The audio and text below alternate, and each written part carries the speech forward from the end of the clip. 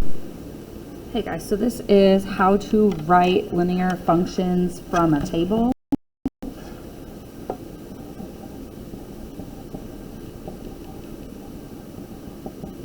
So we're going to be writing equations of linear functions today.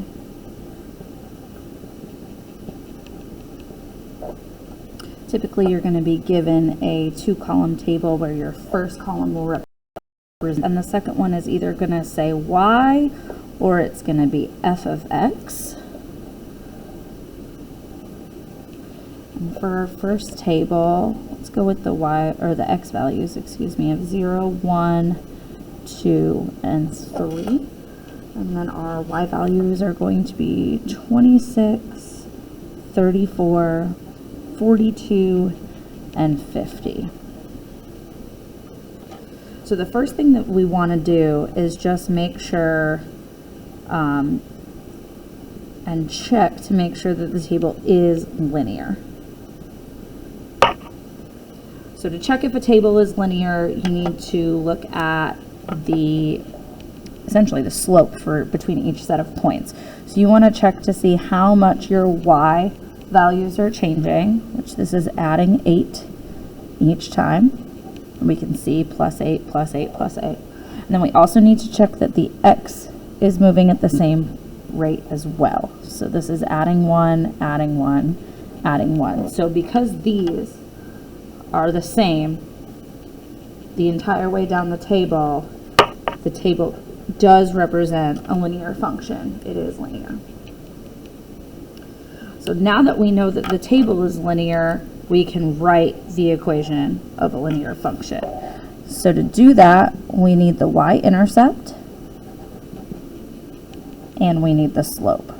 It's easiest to start with the y-intercept because a lot of the times on the table it just shows up. The y-intercept is represented when x is equal to 0, which we can see 0 for x right here, which means my y-intercept is going to be 26.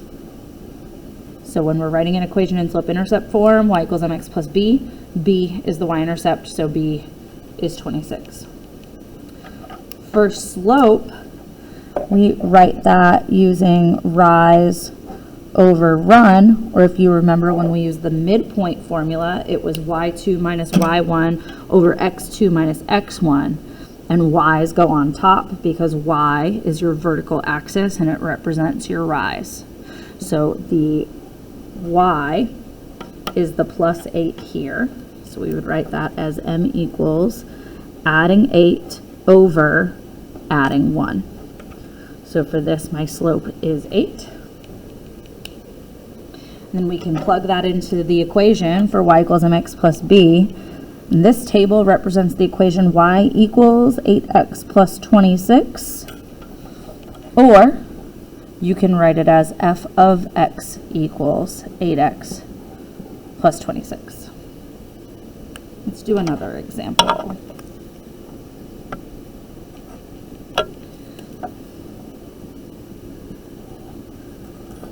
So for this, I'm just going to use x and y. Let's do 0, 2, 4, and 6 on the x. And then for y, it's going to be 5, 13, 21, and 29.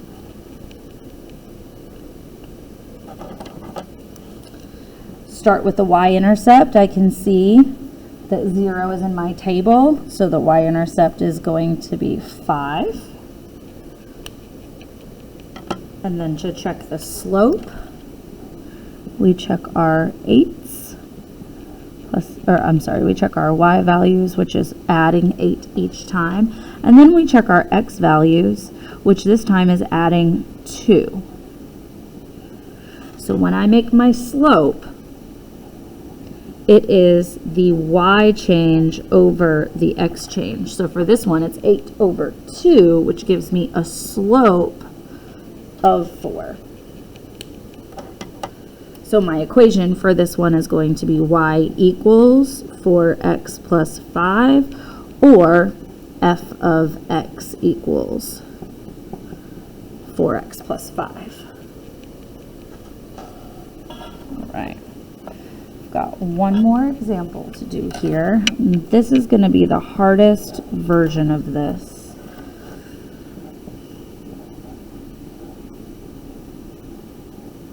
So for this one, my x values are -1, 1, 3, and 5.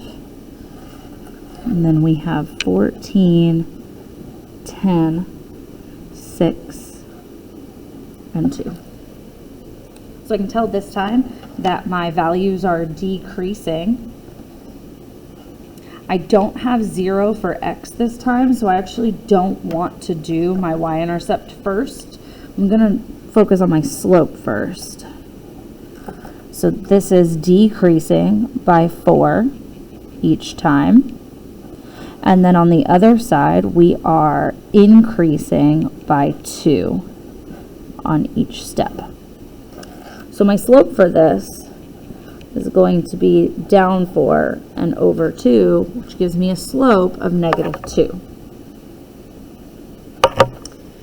Now there's two different ways to find the y-intercept on this when it's not given to you. You can use your unit rate, which tells me that for each time x moves by 1, y goes down by 2.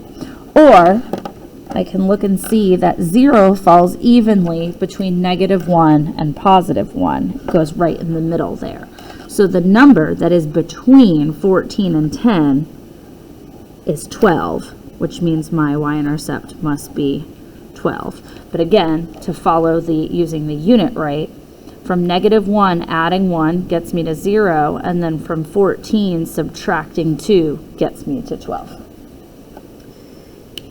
Either way, it gets me to an equation of f of x equals -2x plus 12, or y equals -2x plus 12.